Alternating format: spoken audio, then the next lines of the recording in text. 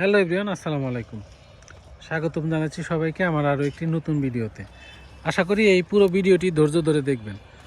আমি এর আগেও আপনাদেরকে বলেছিলাম যে বাইকের সাউন্ড চেঞ্জ হওয়ার পিছনে এটার যে তেল থাকে বাইকের, এটা অনেকটাই দায়ী। প্রায় 90%ই এই তেলই দায়ী সাউন্ড চেঞ্জ হওয়ার পেছনে।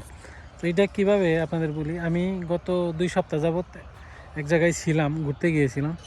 সেখানে গিয়ে আমি একটা পাম্প থেকে তেল ভরি এবং বাইরের থেকেও একবার ভরছিলাম, দোকানে খোলা মাঠ থেকে। তো সেইখানে ভরার পরে দেখি যে বাইকের সাউন্ডটা চেঞ্জ হয়ে যাচ্ছে। আমি ভালো বাইক নিয়ে আসলাম, এখানে আসার পরে দেখি যে বাইকের সাউন্ড চেঞ্জ হয়ে যায়। তো এখন আমি কি করব এটা বুঝতে পারতেছিলাম না। পরে আমি মেকারের কাছে গেলাম, সে আমারে বললো এইটা সমস্যা হইতে পারে। পরে আমি কিছু সার্ভিস না করে চলে আসছি। আসার পরে শহরের সব থেকে ভালো পাম্প কোনটা জিজ্ঞেস করলাম, যারা বাইক রেগুলার চালায়। পরে তাদের কাছে শুনে আমি সেখানে গেলাম বাইকের অয়েলটা সেখান থেকে ভরতে।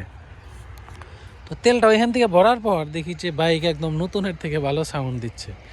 মানে তখনই আসলে আমি আরও কনফার্ম হইলাম যে আসলে সত্যি কথা এটাই। কারণ আমি বারবার এর আগেও এই সমস্যার সম্মুখীন হয়েছিলাম। যখন আমার লাল সুজুকি জিক্সারটা ছিল, তখন কিন্তু এই সমস্যা প্রায়ই হইতো। তখন আমি শহরে থাকতাম না, একটু দূরে থাকতাম। কালে আমার এই প্রবলেমটা আবার হয়েছিল এই নতুন বাইকটা কেনার পরে।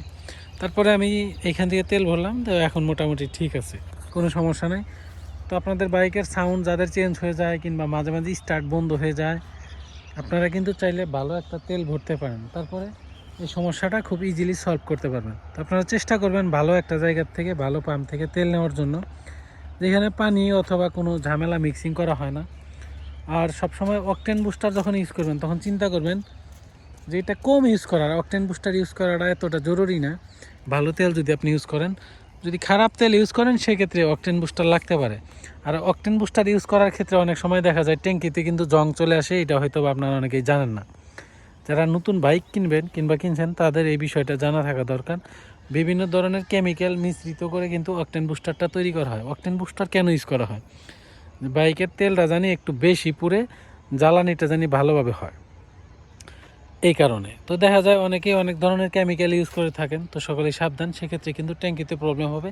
আপনারা চিন্তা করবেন 3-4টা পাম্প থেকে তেল নেওয়ার, যেইটার থেকে ভালো সার্ভিস পাইবেন তেলের দিক দিয়ে, সাউন্ডের দিক দিয়ে।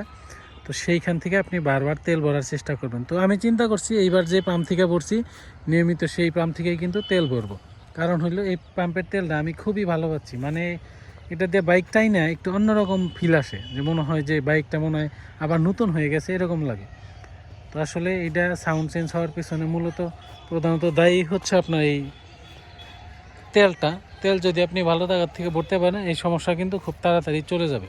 তো আশা করি ভিডিওতে আপনাদের অনেক হেল্প হবে, যে খারাপ তেল ভরার কারণে কিভাবে সাউন্ড চেঞ্জ হয়ে যায়। আর আপনারা সবসময় চিন্তা করবেন যে কিভাবে ভালো তেল ইউজ করে সুন্দর মতো বাইকটাকে চালানো যায়, তাহলে কিন্তু লং লাস্টিং হবে অনেক বাইকটা। ধন্যবাদ সবাইকে, দেখা হবে নেক্সট ভিডিওতে।